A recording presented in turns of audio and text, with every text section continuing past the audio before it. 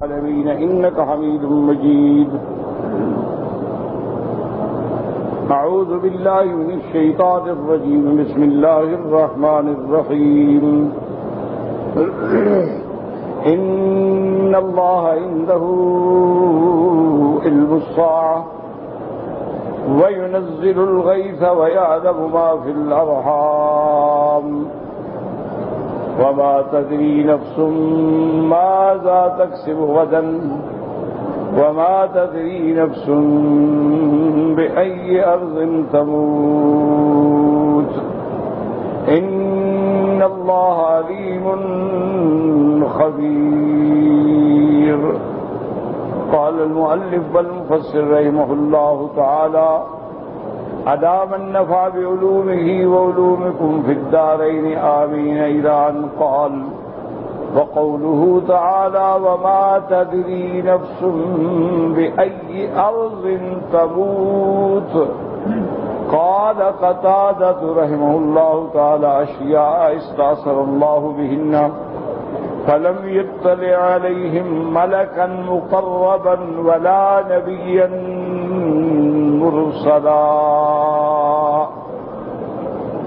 إن الله عنده علم الساعة فلا يدري أحد من الناس متى تقوم الساعة في أي سنة أو في أي شهر أو ليل أو نهار. وينزل الغيث فلا يعلم أحد متى ينزل الغيث ليلا أو نهارا ويعلم ما في الأرحام فلا يعلم أحد ما في الأرحام ذكر أم أنثى أحمر أو أسود وما هو وما تدري نفس ماذا تكسب غدا أخير أم شر ولا تدري يا ابن آدم متى تموت لعلك الميت غدا لعلك المصاب غدا وما تدري نفس بأي أرض تموت. أي ليس أحد من الناس يدري أين مزياه من الأرض أفي بحر أم بر أو صحر أو جبل. اب مفسر رحمۃ اللہ علیہ انہی آیات مبارکہ کی تفسیر بیان فرماتے ہیں کہ ان اللہ عنده علم الساعہ. حضرت قتادہ رحمۃ اللہ علیہ فرماتے ہیں کہ ایسی چیزیں ہیں جن کو اللہ نے اپنے لیے خاص کر لیا.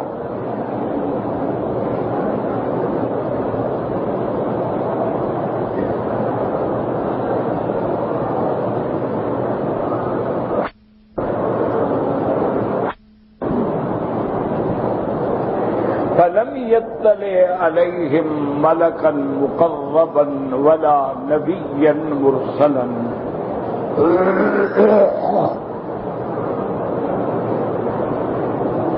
اللہ نے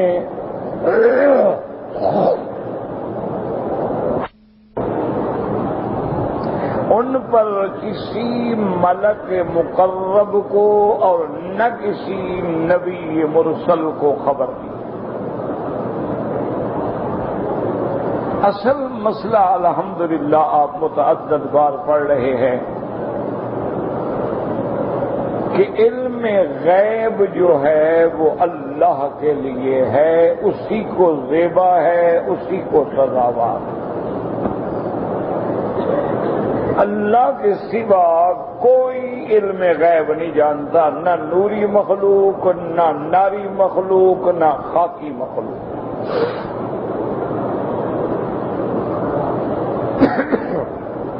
نوری مخلوق میں اللہ کے فرشتے ہیں جن کو اللہ نے نور سے پیدا کیا، ان کا مادہ ہی نور ہے. اور پھر اللہ نے ان کے مادہ میں طاعت اور فرما برداری ہی رکھی ہے، نافرمانی کا کوئی تصور ہی نہیں.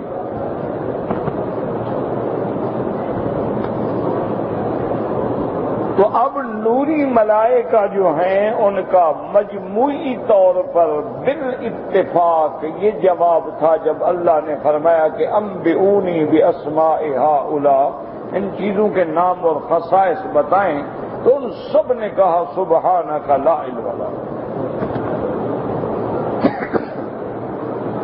کسی ایک نے نہیں کہا، جمع کا صیغہ ہے کہ قالو سبحانک لا علم لنا، سب نے کہا تیری ذات پاک ہے، مقدس ہے، منزہ ہے، ہمیں علم نہیں، الا ما علمتنا، مگر جتنا تم نے عطا فرمایا۔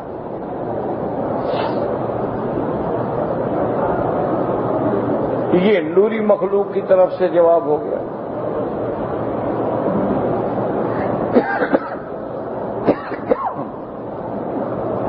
ناری مخلوق جو ہے اس میں جنات ہیں، شیاطین ہیں، کیونکہ شیطان جو ہے وہ بھی تو جن ہے، اس کا اصل جو ہے جن ہے۔ ابلیس لعین جو ہے کان من الجن ففسق عن امر ربہ، وہ جن ہے، ابو الجن ہے، آگے اس کی اولاد ہے۔ پھر جنات میں بھی ہر قسم کے طبقات ہیں، مومنین بھی ہیں، متقین بھی ہیں، صحابہ بھی ہیں، تابعین بھی ہیں، اللہ کے ابرار اخیار بھی ہیں، فساق فجار کفار بھی ہیں۔ لیکن ان کے بارے میں بھی واضح بات آ گئی کہ لو کانوا یعلمون الغیب ما لبثوا فی العذاب المہین، کہ اگر ان جنات کو بھی علم غیب ہوتا، یہ جو بعض لوگ کہتے ہیں نا کہ بھی فلاں کے جن تابع ہے، یہ ہوتا ہے، کوئی ایسی بڑی بات نہیں ہے۔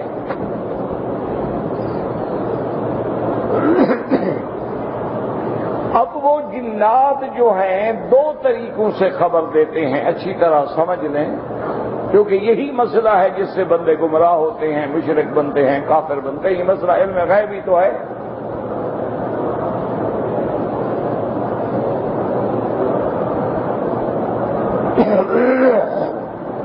اسی سے وہ شرک میں پڑتے ہیں۔ اب دیکھو نا، ایک آدمی کھڑا پکار رہا ہے، یا شیخ عبد القادر جیلانی، یا شیخ عبد القادر جیلانی شیئا للہ، یا معین الدین اجمیری، یا معین الدین اجمیری، یا غوث اعظم، تو کیا عقیدہ ہے اس کا؟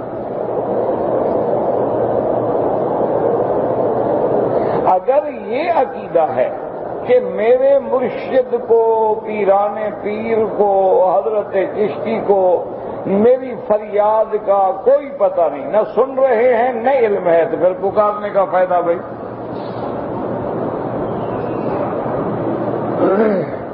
اور اگر یہ علم ہے کہ جی میں جب کہتا ہوں یا غوث اعظم یا عبد القادر جیلانی تو میری فریاد سن رہے ہیں، میری حالت کو دیکھ رہے ہیں، یہی تو علم غیب ہے، اسی تو شرک آ گیا۔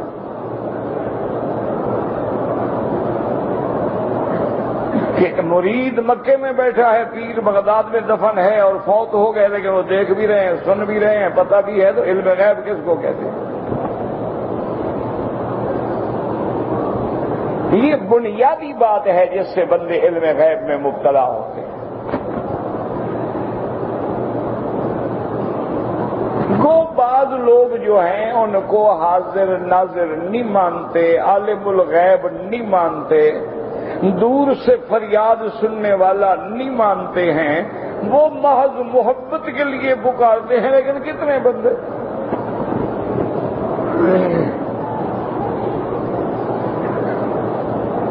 ورنہ عام طور پر جو آدمی مبتلا ہے، یہی مسئلہ تو ہے سارا علم غیب کا۔ عیسائی ہے، گلے میں صلیب لٹکائے ہوئے ہے، کیوں؟ عیسیٰ علیہ السلام دیکھیں گے خوش ہو جائیں گے، یعنی عیسیٰ دیکھ رہے ہیں، ان کو پتا ہے کہ یہ میرا صلیب والا ہے۔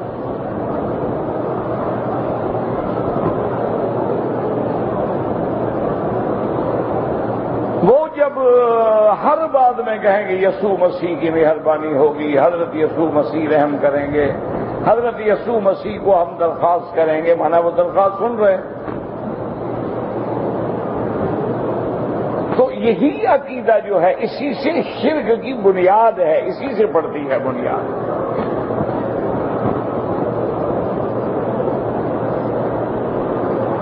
اس لیے اپنے اس مسئلے کو سمجھیں کہ نورانی فرشتوں نے کیا کہہ دیا کہ لا علم لنا، ہمیں علم نہیں۔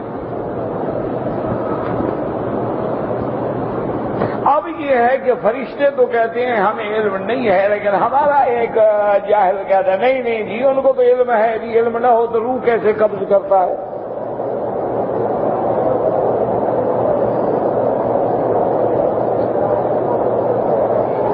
وہ کہتے ہیں کہ جناب ایک دن میں لاکھوں انسان مرتے ہیں، مشرق میں، مغرب میں، شمال میں، جنوب میں، فضاؤں میں، ہواؤں میں، پہاڑوں میں، غاروں میں، سمندروں میں، جہازوں میں، سب کی روح قبض کرنے کے لیے ملک الموت ہے، تو اس کو علم ہے تو پہنچ جاتا ہے، علم نہ ہو کیسے پہنچتا ہے؟ تو لہذا اگر فرشتے کو علم ہے تو پھر انبیاء کو کیوں نہیں؟ تو یہ غلط فہمی ہے اصل۔ اللہ نے فرشتوں کو علم دیا، لیکن ہر سال کی ایک کشف جو ہے، ایک فرست جو ہے ان کو سپرد ہو جاتی ہے کہ اس سال میں اتنے آدمی عرب میں، اتنے عجم میں، اتنے شرق میں، اتنے غرب میں، اتنے حوادث میں، اتنی طبیعی موت، اتنی ہارٹ اٹیک سے فلاں فلاں جگہ مریں گے، اس کو اتنا علم ہے جتنی فرست ملی ہے، اس کے آگے وہ کچھ نہیں جانتا۔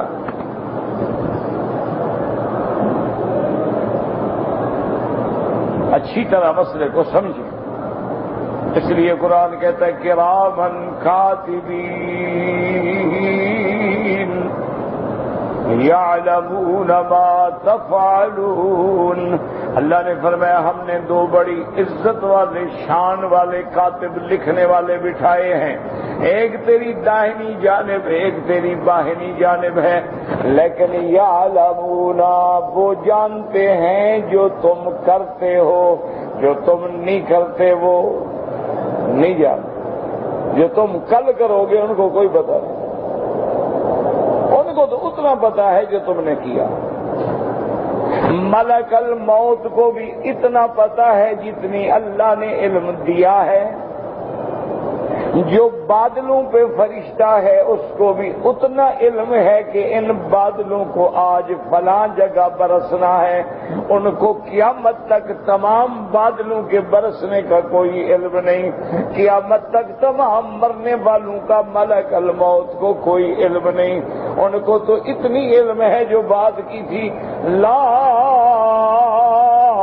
علم لنا الا ما علمتنا، ہمیں علم نہیں مگر اتنا جتنا آپ نے ہمیں دیا ہے، ورنہ علم تو آپ کی شان ہے، انک انت العلیم الحکیم۔ جیسے یاد رکھیں کہ کسی بینک کی تجوری میں 2 لاکھ ہے، 10 لاکھ ہے، 1 کروڑ ہے، 10 کروڑ ہے، روز کا ریکارڈ مرتب ہے، مینیجر کے سامنے پیش ہے، اس کو پتا ہے کہ میرے حساب کے مطابق اس وقت اتنی رقم ہے، لیکن کل کتنی ہوگی، کتنی گھٹے گی، کتنی بڑھے گی، کوئی پتہ نہیں۔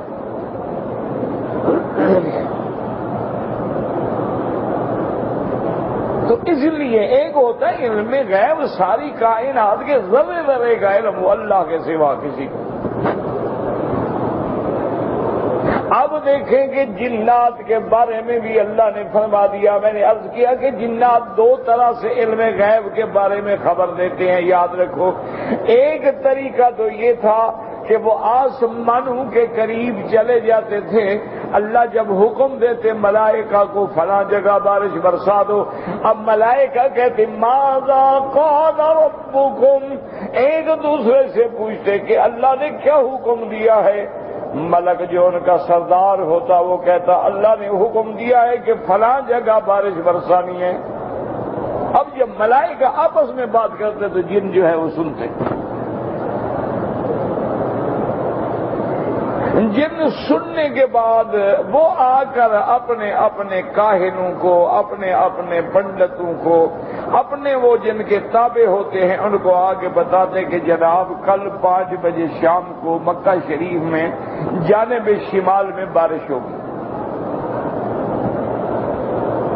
ہم نے فرشتوں سے سنا ہے, ان کی ڈپٹی لگ گئی.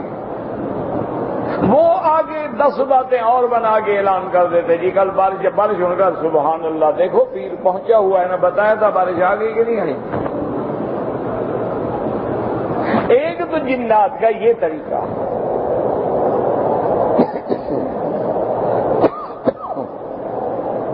ایک جنات کا یہ طریقہ ہوتا ہے کہ کوئی آدمی آتا ہے پیر کے پاس, جن اس کے تابع ہے, وہ کہتا ہے جی کہ میرا بیٹا عمرے پہ گیا تھا لیکن کوئی خبر نہیں, ہم بڑے پریشان ہیں.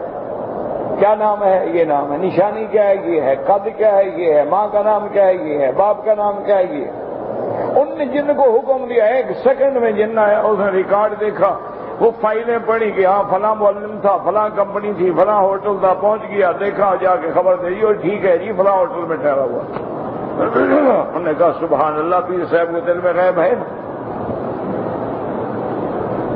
کیونکہ ہم مکہ مدینہ آنے کے لیے جہازوں کے محتاج, ٹکٹ کے محتاج, جن تو کسی چیز کا محتاج, وہ تو 1 منٹ میں ہوا بن کے اڑ گیا. تو ایک طریقہ یہ ہوتا, لیکن ان میں بھی یہ بات یاد رکھیں کہ وہ علم حاصل کرے گا جو آگے حصی چیز موجود ہو, جو اللہ نے پیدا ہی نہیں کی, کیسے پتہ لگے؟ اس کو کیا پتا؟ اب دیکھ لینا, بڑے بڑے آلات ہیں, بڑے بڑے انتظامات ہیں, لیکن جب سونامی کا طوفان آیا کسی کو پتا؟ بڑے ایڈوانس ملک ہیں, بڑی ٹیکنالوجی پہ ناز ہے, لیکن جب کترینا میں تباہی آئی کوئی پتہ نہیں. بلکہ ان طوفانوں سے اسلام کی سچائی ثابت ہو گئی. ایک بات کو یاد رکھیں, کیا مطلب؟ قرآن و حدیث کی روشنی میں ہمیں پتہ چلتا ہے کہ سمندر جو ہے اس کے نیچے جہنم ہے, اور انہی سمندروں کو مزید جب قیامت کا وقت آئے گا, چاند سورج اسی میں ڈال کے اس کی آگ کو بھڑکا دیا جائے گا, اور نیچے جو اللہ نے وہ غلاف حجری رکھا ہے, جو جہنم کے اوپر ایک پردہ ہے, وہ پردہ بھی ٹوٹ جائے گا, نیچے کی آگ بھی ظاہر ہوگی, اوپر سے بھی شمس و قمر پڑیں گے, اذل بہار و فجر, سمندر جو ہے آگ بن کے بھڑک.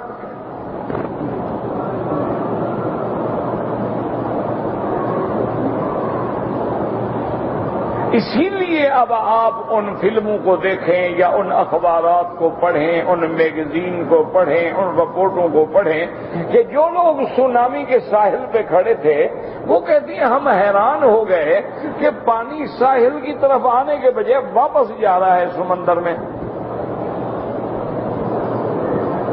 ورنہ سمندر کا پانی ہے نا جی, لہریں آتی ہیں جاتی ہیں, پھر آ جاتی ہیں, پھر آ جاتی.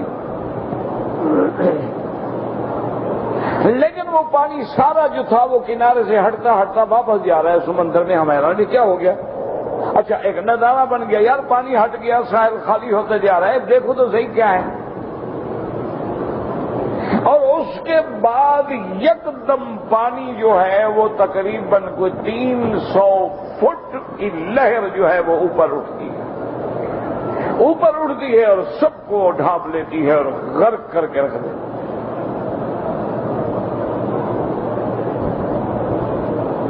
اب یہ بڑے پریشان ہوئے, تمام دنیا کی مشینری لے کے وہاں پہنچے اور وہاں جا کے تحقیق کی, تو معلوم یہ ہوا کہ وہ جو نیچے اللہ نے سمندر کے اوپر وہ جو غلاف حجری وہ چادر رکھی تھی, وہ ایک جگہ اس میں سوراخ ہو گیا. جب وہ جگہ خالی ہو گئی, صاف بات ہے کہ پانی تو ڈھلوان میں آئے گا, جب وہ نیچے گیا اور نیچے وہ آگ تھی, اس آگ سے گرم ہو کے پانی اوپر اچھلا اور 3 فٹ لمبا سمندر بن گیا اور دنیا پہ چھا گیا. تو یہ تو الٹا اسلام کی تصدیق ہو گئی کہ نیچے آگ ہے. اسی لیے حضرت عبداللہ ابن عمر سمندر کے پانی سے وضو نہیں کرتے تھے. وہ فرماتے تھے حضور نے فرمایا آگ ہے، آگ سے میں کیوں وضو کروں. اسی لیے شریعت کا حکم ہے کہ سمندر میں سفر جو ہے مجبوراً ہو، تجارت ہے، حج ہے، عمرہ ہے، علم حاصل کرنا ہے، ورنہ سمندر کا سفر نہ کرو، یہ تو جہنم کا سفر ہے.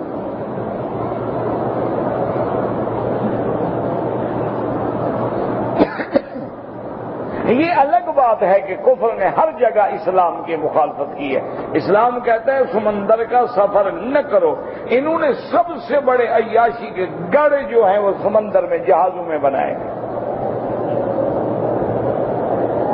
ان کے جو لگژری جہاز ہوتے ہیں نا، ان کی ٹکٹ تمہارے ہوائی جہاز کے فرسٹ کلاس سے بھی 10 گنا مہنگی ہوتی ہے.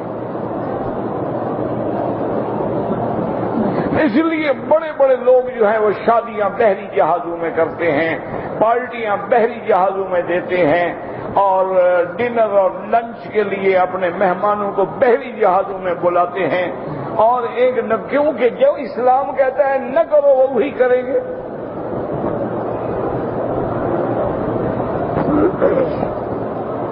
اسلام کہتا ہے عورت کی عزت حیا میں ہے. یہ کہتے ہیں نہیں نہیں، کمال ہے، حیا تو پابندی ہو گئی نا، آزاد ہے عورت. حیا کیا مطلب؟ عورت آزاد ہے، چلو پھرو، کھاؤ پیو، انجوائے کرو. اسلام کہتا ہے کہ انبیاء کی سنت جو ہے سر پہ پگڑی ہے. انہوں نے کہا کمال ہے، پھر تمہارے بال کیسے دیکھیں گے؟ کٹ کرواؤ بھائی، بال بنواؤ، فیشل کراؤ، ہر قسم کے تم جل لگاؤ، بالوں کو بنا کے رکھو. اللہ کی نماز پڑھو تب بھی کپڑے اتار کے پڑھا کرو، لوگوں کو پتہ لگے بڑا خوبصورت بالوں والا آدمی ہے. ہر چیز میں مخالفت. پگڑی نبی کی سنت تھی، انہوں نے بیرے کے سر پہ رکھی. پگڑی نبی کی سنت تھی، انہوں نے جو پی این ہے ہوٹل کے باہر چوکیدار چپراسی کھڑا ہے اس کے سر پہ ٹوپی. ہر جگہ اسلام نے کہا دائیں ہاتھ سے کھاؤ، انہوں نے کہا نہیں ہم جی بائیں سے کھائیں گے.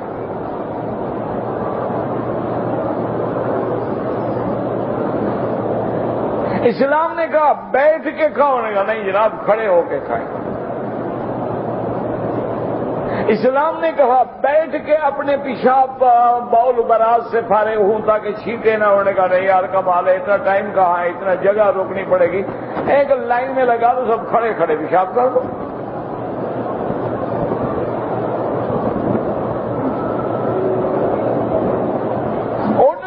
دشمنی ہے اسلام سے، اصول اسلام سے، احکام اسلام سے، افراد اسلام سے.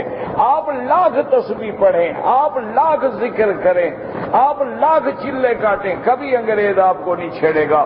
جب آپ اللہ رسول اور قرآن کے اقتدار کی بات کریں اب آپ دشمن ہیں. ورنہ ان کے ملک میں تم نے گرجے خریدے، مسجدیں بنائی، مدرسے بنائے، انہوں نے کبھی تمہیں کچھ کہا ہے؟ وہ کہتے ہیں یہ آدمی کا پرائیویٹ مسئلہ ہے، نماز پڑھتا ہے لاکھ دفعہ پڑھے، لیکن یہ بات کیوں کہتا ہے کہ اسلام کے سوا کوئی دین نہیں؟ یہ بات کیوں کہتا ہے کہ اللہ کے رسول کو جو نہ مانے اس سے جہاد کرو؟ یہ کیوں کہتا ہے کہ کافر جہنمی ہیں، عیسائی جہنمی ہیں، یہودی جہنمی ہیں؟ یہ کیوں کہتا ہے کہ قرآن کا نظام نہیں چلاؤ گے تو کافر ہو، من لم یحکم بما انزل اللہ؟ ہاں انہوں نے کہا یہ ہے ہمارا دشمن. اور اگر ایک دفعہ اسلام آ گیا اور نمونہ امت کے سامنے آ گیا جیسے کہ خلفائے راشدین کے زمانے میں آیا تو ساری دنیا اسلام نے فتح کر لی. اب اگر یہ پھر اسلام کسی جگہ دکھا دے تو ساری دنیا اسلام کی طرف چلی جائے گی. وہ پاگل نہیں ہے وہ. اسی سے آپ ایک چھوٹی سی چیز سے اندازہ لگائیں کہ اس پچھلے 5 سال میں ہمارے بڑے بڑے علماء نے، بڑے بڑے اسکالرز نے، بڑے بڑے اسلامی اقتصادیات کے ماہرین نے، اللہ ان کو جزائے خیر دے، انہوں نے کتابیں لکھی، ریسرچ کی، محنت کی، اسٹڈی کی، اور اسلامی بینکنگ اور اسلامی اقتصادیات اور اسلامی بیوع، اسلامی مضاربہ، اسلامی مرابحہ، اسلامی مشارکہ کا نظام بنا کے دنیا کے سامنے رکھا۔ اس وقت دنیا میں 200 بینک ہے جو اسلام کی طرف آ گیا۔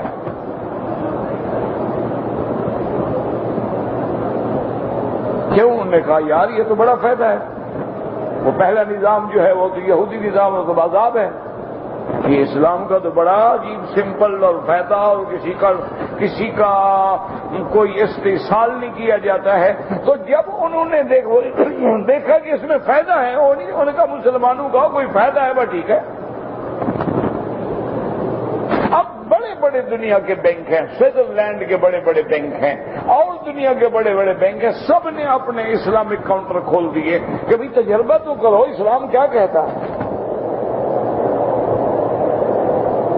اب جب مرابحہ پہ اور مضاربہ پہ اور مشارکہ پہ کام کیا گیا تو یہ بینک والے تو ظالم تھے، دیتے تھے 5%، 7%، بہت لمبی مدت کے لیے انویسٹ کریں تو 11%، اور جنہوں نے اسلامی نقطہ نظر سے کام کیا ان کو تو ملا 25%، 30%، 35%۔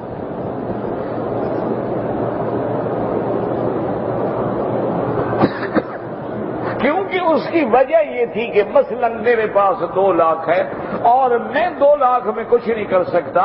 جب ہم نے مشارکت کر لی اور 200 آدمی نے 2 لاکھ ملا دیا تو کتنا پیسہ ہو گیا، اور اوپر ماہرین بیٹھے تھے، انہوں نے وہ پیسہ اس جگہ لگایا جہاں فائدہ ہو، نقصان نہ ہو۔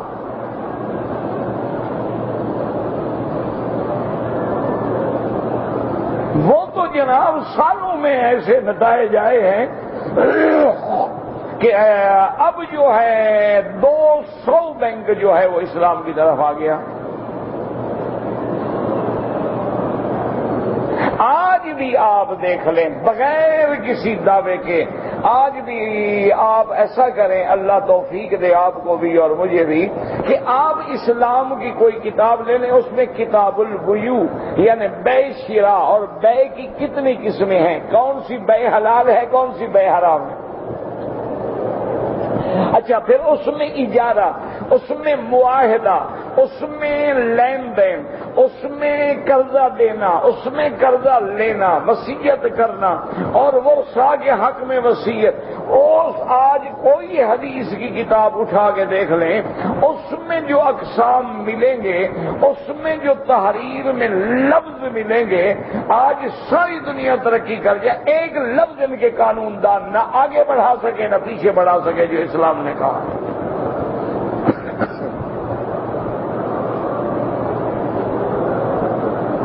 بلکہ آپ حیران ہوں گے کہ آج آپ کی کورٹوں میں انگریز کا قانون ہے، لارڈ میکالے کا قانون ہے، یا انڈیا کا 1935 ایکٹ ہے،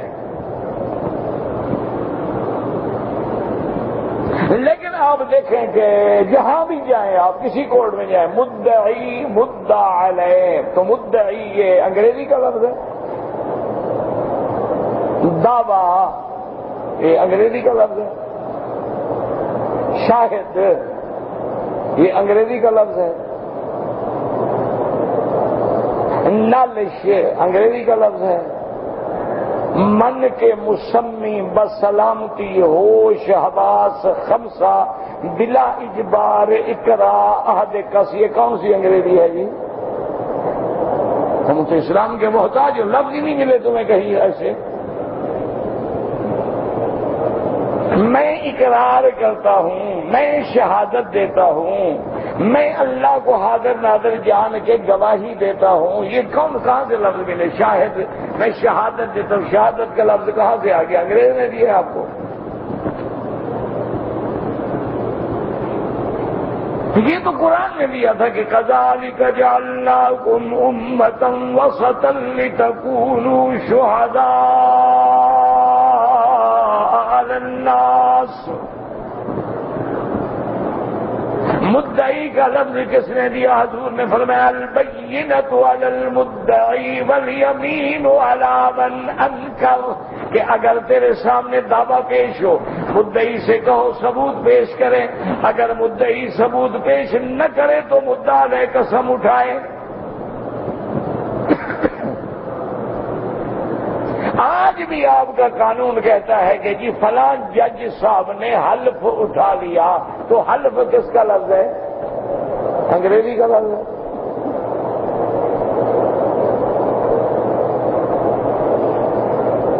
اسی طرح آپ کہتے ہیں جی کہ یہ تحفظ حقوق نسواں بل ہے، تحفظ انگریزی کا لفظ ہے، حقوق انگریزی کا لفظ ہے، نسواں انگریزی کا لفظ ہے۔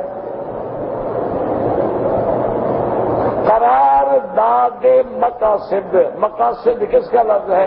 قرارداد فارسی کا لفظ ہے۔ آپ کے پلے میں کیا ہے؟ آپ تو ناقد ہیں، انگریزوں کے پاس تو لفظ ہی نہیں، لغت ہی نہیں، حرف ہی نہیں۔ جن کے پاس کچھ نہیں ہے وہ دنیا پہ چھا گئے، اور تیرے پاس سب کچھ ہے، تو غلام بن کے رہ گیا۔ وجہ کیا ہے کہ اب تو نے قرآن رکھا ہے، قسم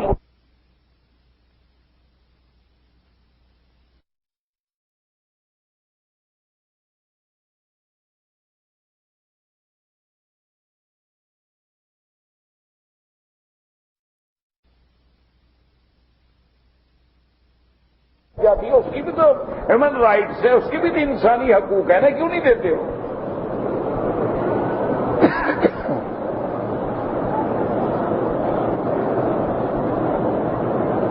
اگر ایک آدمی ڈرامہ دیکھنا چاہتا ہے، فلم دیکھنا چاہتا ہے، مجرے میں جانا چاہتا ہے، اس کو اگر آزادی ہے، ایک آدمی قرآن پڑھنا چاہتا ہے، مسجد میں جانا چاہتا ہے، شبینہ کرتا ہے، ساری رات قرآن سنتا ہے، اس کے لیے تمہیں کیا تکلیف ہے بھائی؟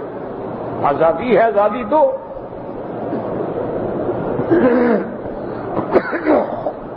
اس کی وجہ ہے، یاد رکھو، وہ پاگل نہیں ہے،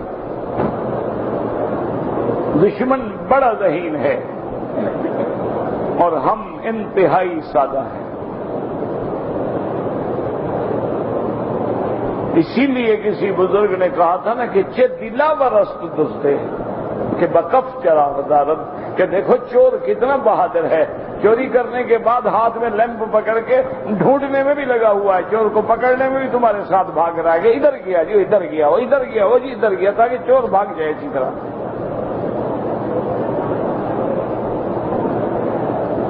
وہ یہ مظاہرے کیوں کراتے ہیں؟ وہ این جی اوز کے ذریعے ہماری مسلمان بیٹیوں کو لاکھوں کروڑوں پاؤنڈ، یورو، ڈالر دے کے سڑکوں پہ کیوں لے آتے ہیں؟ ان کو پتا ہے کہ جیسے بینک کا نظام اسلامی آنے سے اب ہم بینکوں کو نہیں روک رہے ہیں، نہ ہم سے رکتے ہیں۔ ایک آدمی کو 11% فائدہ ہوتا ہے، دوسری جگہ 20% فائدہ ہوتا ہے، پاگل ہو گیا 11 پہ چلے۔ ان کو پتا ہے کہ اگر ایک دفعہ یہ اسلامی نظام نافذ ہو گیا، زانی سنگسار ہو گیا، زانی کو کوڑے لگائے گئے، چور کا ہاتھ کٹ گیا، عورت پردے میں آ گئی، تو بالکل امن ہو جائے گا، سکون ہو جائے گا، اور جب سکون اور امن ہو جائے گا ساری دنیا اسی نظام کو قبول کرے گی جو ان کو امن دے گا۔ دیکھو نا، ایک تھانے دار آتا ہے، ایس ایچ او آتا ہے، ایس پی آتا ہے، علاقے پہ کنٹرول کر لیتے ہیں، ہم سارے کہتے ہیں مہربانی کریے اس کو نہ تبدیل کرو۔ وہ اس لیے ہمیں ابھارتے ہیں کہ اپنے اس نظام کو نہ آنے دو، روکو، یہ تمہاری پابندی ختم ہو جائے گی، تم پہ پردے آ جائیں گے، تم پہ شٹل کاغ برقے آ جائیں گے، تمہیں کالے برقوں میں ہیلی کاپٹر بنا دیا جائے گا، تم پہ خیمے ڈال دیے جائیں گے، اور ڈرا کے تک یہ خود لڑتے رہیں اور یہ نظام کی برکات و ثمرات جو ہے کہیں آگے نہ آ سکیں۔ کیونکہ اسلام تو بڑی چیز ہے نا۔ حضور کے سامنے ایک لڑکی آئی، نوجوان، حضور نے دور سے نظر پڑی، فرمایا اس بچی کے سر پہ کپڑا نہیں ہے۔ انہوں نے کہا رسول اللہ یہ کافرہ، تو کافرہ ہے، قید ہوئی ہے، جنگ میں آئی، ہاتھ قید ہو۔ آپ نے فرمایا کافرہ ہو یا کوئی ہو، بیٹی تو بیٹی ہوتی ہے، سب کی بیٹی ہے۔ بیٹی ہے، کافرہ کیا مانا؟ بیٹی ہے کسی کی بیٹی ہو، کافر کی ہو مسلمان کی ہو، بیٹی تو بیٹی ہوتی۔ اس لیے آپ ساری زندگی پڑھتے ہیں اور سنتے ہیں ماشاءاللہ، اور ربیع الاول میں ماشاءاللہ بڑے دیے بھی جلاتے ہیں، جھنڈیاں بھی لگاتے ہیں، اور جھوم اور دھوم کر کے درود پڑھتے ہیں۔ کبھی غور کیا کہ ابو جہل ساری رات حضور کے دروازے کے باہر کھڑا رہا، گھر میں نہیں گیا؟ ہجرت کی رات ابو جہل کا 60 قبیلوں کے جوان تلواریں لے کر مسلح ہو کے محمد مدنی کے گھر کے باہر کھڑے ہیں۔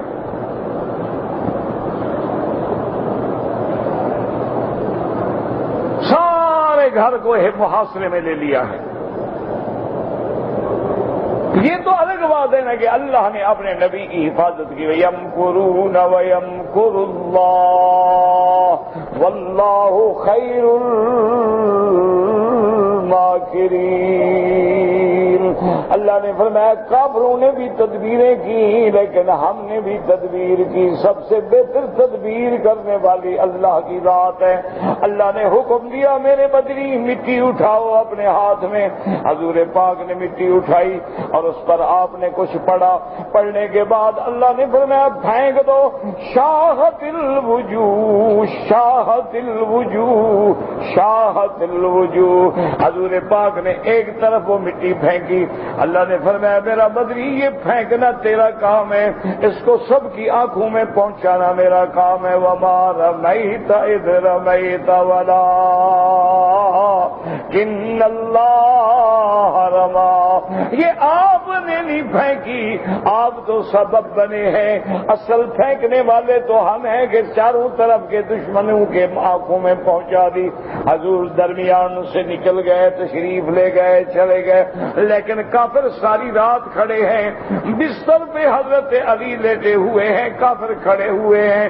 حضرت علی صبح کو بیدار ہوتے ہیں، نبی کی چادر اتارتے ہیں، چادر اتارنے کے بعد جب باہر آتے ہیں کافر حیران ہوتی ہیں کہ این محمد، کہ علی محمد مصطفیٰ کہاں ہیں؟ انہوں نے کہا بستر پہ تو میں لیٹا ہوا تھا، ما کان رسول اللہ، اس بستر پہ تو محمد مصطفیٰ نہیں لیتے ہیں، اور اس وقت محمد مصطفیٰ کہاں ہوں گے مجھے کیا پتا ہے۔ اب دیکھیں کہ جناب اللہ کے نبی تو چلے گئے لیکن ساری رات کافر کھڑے رہے، اندر حملہ نہیں کیا، کافر تھے مشرک تھے لیکن چادر چار دیواری کی دل میں حرمت تھی کہ کسی کے گھر میں داخل نہیں ہو سکتے، کہ اللہ کے نبی باہر آئیں گے تو ہم حملہ کریں گے۔ دشمنی نبی سے ہے، نبی کے گھر والوں سے تو نہیں، بیوی سے تو نہیں، بچوں سے تو نہیں۔ یہ تو آج ہم کافروں سے بھی گر گئے ہیں کہ دشمنی بندے سے ہے لیکن اس کی بیٹی اٹھا لو، بہن اٹھا لو، ماں اٹھا لو، بیوی اٹھا لو، اور 20 کتوں کی طرح جا کے اجتماعی زیادتی کرو۔ ہم تو اتنے گرے ہیں جیسے اللہ فرماتی ہیں کہ ثم رددناہ اسفل سافلین، اور جب انسان اللہ کا دروازہ چھوڑتا ہے تو جہنم کی غار میں گر جاتا ہے، پھر کتوں سے بھی نیچے ذلیل ہو جاتا ہے۔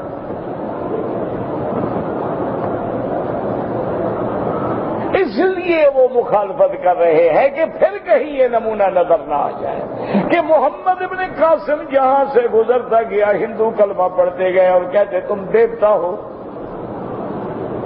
جہاں سے سیدنا عمر گزرتے گئے، صدیق گزرتا گیا، صحابہ گزرتے گئے، آج جا کے دیکھیں کہ کہاں چین ہے، کہاں بیجنگ ہے، کہاں ہے۔ 7 صحابہ وہاں گزرے ہیں، ان کی وجہ سے آج بھی اللہ کی رحمت ہے کہ 7 کروڑ سے زیادہ مسلمان ہیں۔ کہیں تاجر گزرا تو لوگ اسلام لے آئے، کہیں مجاہد گزرا تو لوگ اسلام لے آئے، کہیں صحابی مسافر گزرا تو لوگ اسلام لے آئے۔ لوگ جب ان کے کردار کو دیکھتے تھے، جب ان کی ادا کو دیکھتے تھے، اللہ تبارک و تعالی رحمت فرمائے، عقبۃ بن نافع کی تاریخ اٹھا کے دیکھیں، کافروں کے سردار کی بیٹی گرفتار ہوتی ہے، گرفتار ہونے کے بعد اس کو خیمے میں رکھا جاتا ہے، امیر کو پتہ چلتا ہے، امیر نے حکم دیا کہ چلو یہ سردار کی بیٹی ہے، وہ جنگ ہار گئے، بھاگ گئے، لیکن ہم اس لڑکی کو کوئی سزا نہیں دینا چاہتے، عزت کے ساتھ اس کو پہنچاؤ گھر۔ پتہ ہے اس لڑکی نے کیا کیا؟ اپنے 4 کنگن جو تھے اور جواہرات سے جڑے ہوئے وہ رات کو سرانے کے نیچے رکھ کے امدن بھول گئی کہ میں دیکھنا چاہتی ہوں کہ مسلمانوں میں دیانت امانت ہے کہ نہیں ہے۔ وہ چلی گئی، اپنے ملک میں پہنچ گئی، باعزت پہنچا دی گئی۔ چند دنوں کے بعد خادمہ نے جب اس کمرے کی صفائی کی، امیر کو پیش کیا کہ یہاں یہ 4 کنگن ہیں۔ انہوں نے کہا ہمارے تو ہے نہیں، معلوم ہوتا ہے اسی شہزادی کے ہو سکتے ہیں۔ سپاہی کو تیار کیا، قاصد کو تیار کیا، سامان لے کے جاؤ دشمن کے ملک میں پہنچو اور اس بچی کو امانت واپس پہنچاؤ۔ آج ہم تو حاجی کی بھی جیب کاٹتے ہیں، عمرہ کرنے والے کی بھی جیب کاٹتے ہیں، دم کے پیسے لے کے بھی کھا جاتے ہیں۔ حاجیوں کے نام پہ بکریاں لے کے بھی کھا جاتے ہیں ماشاءاللہ۔ گوشت باہر کا 8 ریال کلو ہوگا، ہوٹل پہ کہیں گے نہیں جناب ہم تو بالکل خالص خود ذبح کر کے جناب بناتے ہیں۔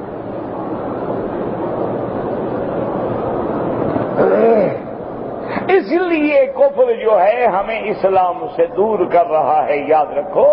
اسی لیے سمجھے احکامات غیبیہ بھی ہیں، اقوام غیبیہ بھی ہیں۔ احکامات غیبیہ بھی اللہ اپنے انبیاء پہ ظاہر فرماتے ہیں، اور اقوام غیبیہ بھی جہاں چاہے ظاہر فرماتے ہیں، نہ چاہے تو ظاہر نہیں فرماتے ہیں۔ واللہ اعلم۔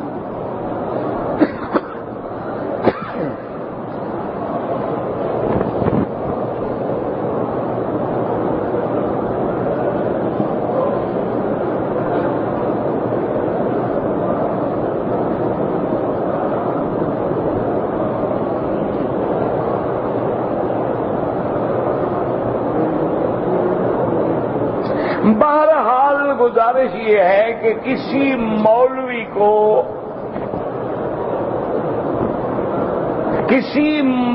کو میری بیٹی اجازت دینے کا حق نہیں ہے۔ مولوی تو صرف شریعت کا مسئلہ بتلاتے ہیں۔ چلو جاؤ دفعہ ہو، اس لیے خلاص سے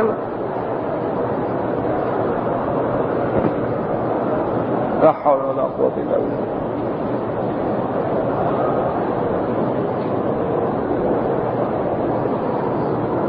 بات یہ ہے کہ آپ نے حیض کو روکنے کے لیے گولیاں استعمال کی۔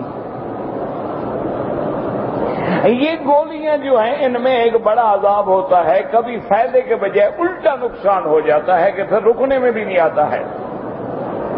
اب تم یہ اندازہ کرو کہ تمہیں داغ کب سے لگنا شروع ہوا ہے۔ اگر حیض آ رہا ہے تو پھر تو تم عمرہ نہیں کر سکتی ہو جب تک کہ پاک نہ ہو جائے۔ اگر معمولی سا نشان لگتا ہے لیکن اس کے بعد حیض نہیں آ رہا تو اس کا مطلب ہے کہ اب وہ حیض نہیں، وہ بیماری بن گئی۔ اب وہ حیض نہیں رہا، اب وہ بیماری بن گئی ہے۔ تو اس لیے آپ یہ کریں کہ دیکھیں کہ اگر 4-5 روز گزر گئے ہیں تو غسل کر کے اور اچھی طرح اپنے بدن کو لپیٹ کے اچھی تاکہ اللہ کا حرم یا مسجد میں کسی قسم کے کوئی نقصان یا خطرہ نہ گرے، آپ عمرہ بھی کریں، نمازیں بھی پڑھیں، سب کچھ پڑھیں۔ حیض 10 دن سے زیادہ نہیں ہو سکتا ہے۔ اگر اس کے بعد بھی حیض مانے بیماری ہے۔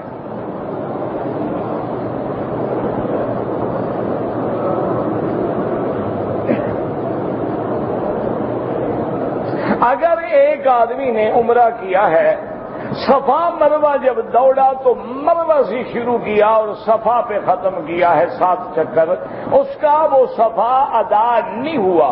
اگر سر منڈا دیا، کپڑے پہن لیے تو ایک بکری دم ادا کرو۔ اگر ابھی احرام میں ہو تو دوبارہ صفا دوڑ لو اچھی طرح کر کے۔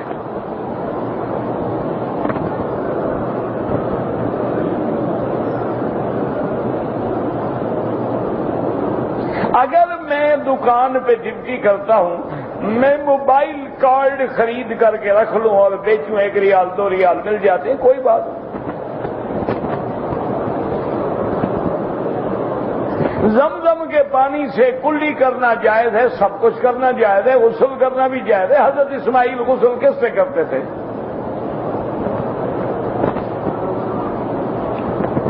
دیکھو جی حاجی ہے ماشاءاللہ، ڈرے تو زمزم کے پانی سے ڈر رہا ہے، اور نہ ڈرے تو محمد مدنی کی سنت کو روزانہ ماشاءاللہ مکے مدینے میں بیٹھ کے اس طرح پھیر رہا ہے، تاکہ یہاں کی زمین بھی گواہ ہو جائے قیامت میں کہ میں نے وہاں بھی جا کے تیرا حیا نہیں کیا محمد مصطفیٰ،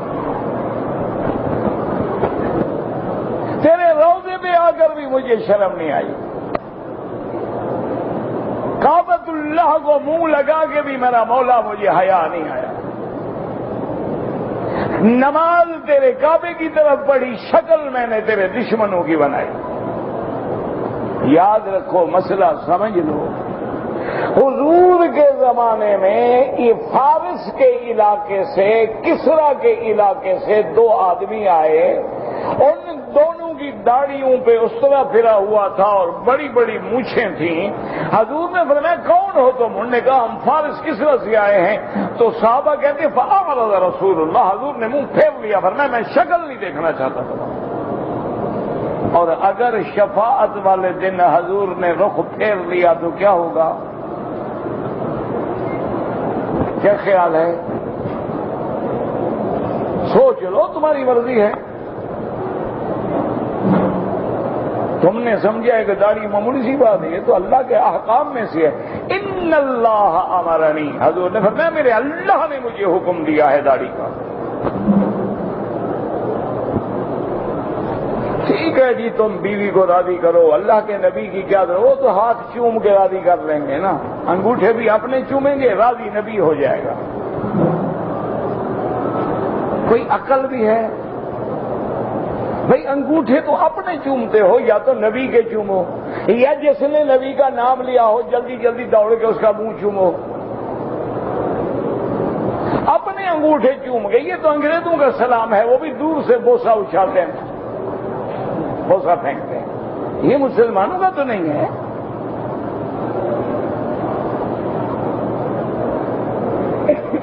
پیسوں کو بینک میں رکھ کے کہ یہ پیسہ جو ہے 9 لاکھ بینک میں رکھوں، 5 سال کے بعد یہ 15 لاکھ بن جائے گا، خالص حرام ہے۔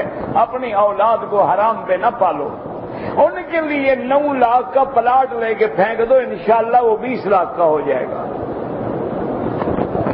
حلال کھلاؤ اولاد کو، حرام ضروری کھلانا ہے۔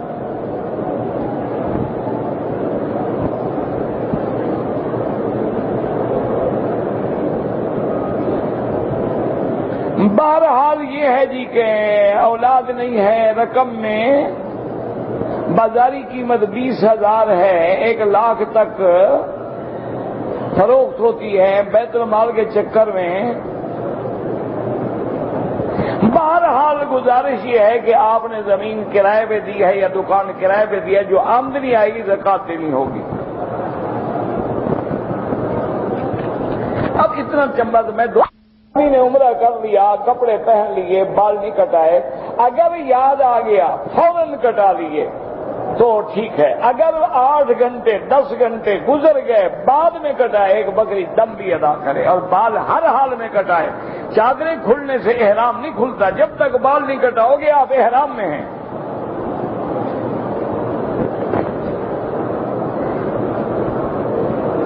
دو تین جگہ ٹک مارنے سے دم پڑ جاتی ہے، بال بھی کٹاؤ، ایک بکری دم بھی دو۔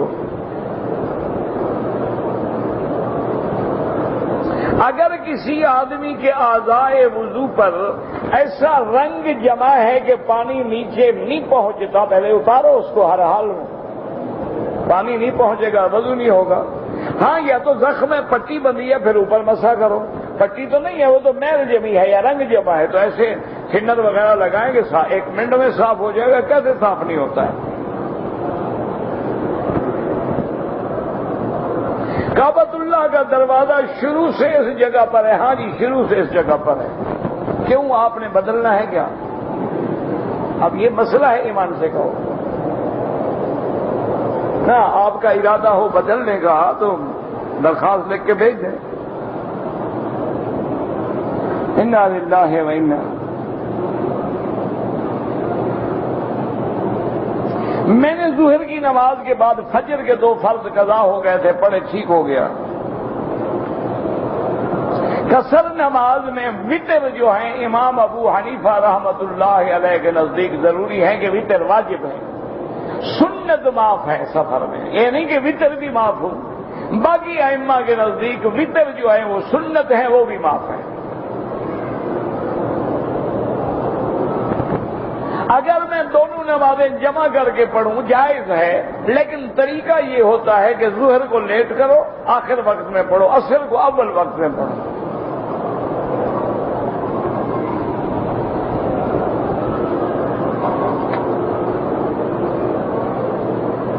جو بچہ پیدا ہونے کے بعد کوئی لے لیتا ہے پالنے کے لیے، بچہ اسی کا ہے جس کا نطفہ ہے، تم لاکھ دفعہ پالو اسی کا بیٹا رہے گا، تمہیں اپنا نام لکھنے کا بھی حق نہیں۔ کتنے کلومیٹر کے فاصلے سے نماز قصر ہوگی؟ تقریباً 78 کلومیٹر۔ لڑکوں کی کتنی عمر میں شادی کریں؟ جب اللہ سبب بنا دے بالغ ہو جائیں شادی کریں۔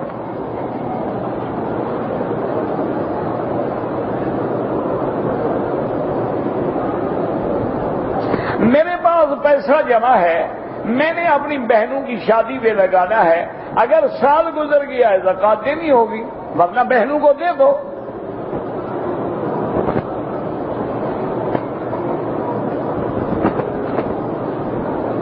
اگر آپ کمپنی کے کام سے طائف گئے، واپسی پہ عمرہ کر لیا، بالکل ٹھیک ہے۔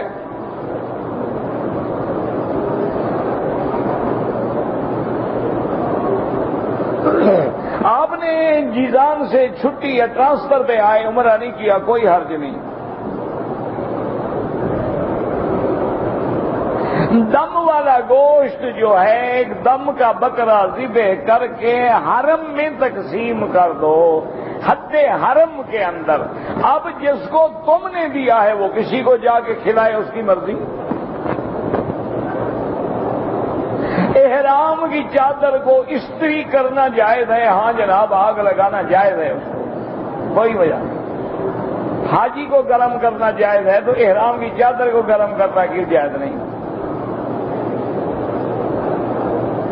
ہر عمرے کے بعد احرام دھونا پڑے گا، کیوں؟ گناہ کا کام کیا ہے تم نے کہ احرام پلید ہو گیا ہے، کیوں دھونا پڑے گا؟ کچھ نہیں دھونا پڑے گا۔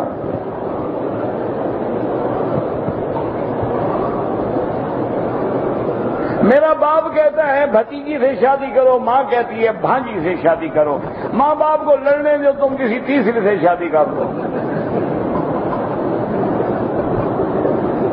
ان کو کہو میں دونوں کی نافرمانی نہیں کرتا، پھر سیدھے ہو جائیں گے، پھر ایک پہ راضی ہو جائیں گے انشاءاللہ۔ بہرحال استخارہ کر لو، جہاں اللہ کو منظور ہو وہ کر لو۔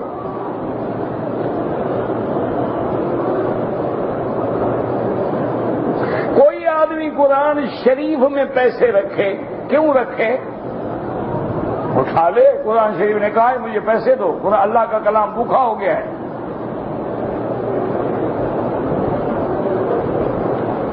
میں نے آپ کی غیبت کی ہے، میں نے معاف کیا، کوئی بات نہیں۔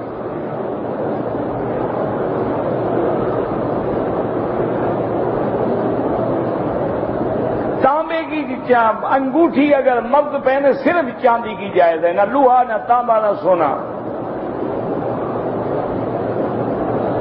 حضور پاک نے نماز رفع یدین کے بغیر پڑھی ہے۔ عبداللہ ابن مسعود کے بارے میں تمہارا کیا خیال ہے، جو جلیل القدر صحابی ہیں اور پھر دعویٰ کر کے کہتے ہیں اصلی بکم صلاۃ رسول اللہ، آؤ میں تم کو حضور کی نماز پڑھ کے دکھاؤں، نماز پڑھی لیکن رفع یدین نہیں کیا؟ تو کیا خیال ہے آپ کا؟ جو ان پہ فتویٰ لگاؤ ہم پر بھی لگا دو۔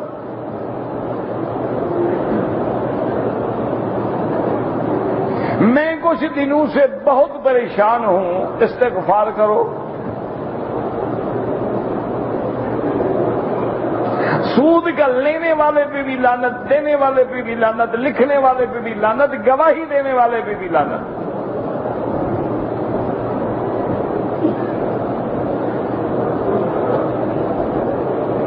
یہ جو ٹیلی ویژن پہ خبر شائع ہوئی ہے میں نے نہیں پڑھی، مجھے جب تک تفصیل نہ ملے میں کوئی بات نہیں کہہ سکتا۔ چھوٹے بچوں کو نظر لگ جاتی ہے، نظر تو بڑوں کو بھی لگ جاتی ہے، علاج یہ ہے کہ اگر پتہ ہو کہ اس بندے کی نظر لگی ہے، اس کو کہو غسل کرے کسی پانی میں، وہ پانی اس بچے پہ ڈال دو، 1 منٹ میں ٹھیک ہو جائے گا۔ اور دوسرا علاج یہ ہے کہ سورۃ القلم کی جو آخری آیت ہے وہ پڑھ کے دم کیا کریں۔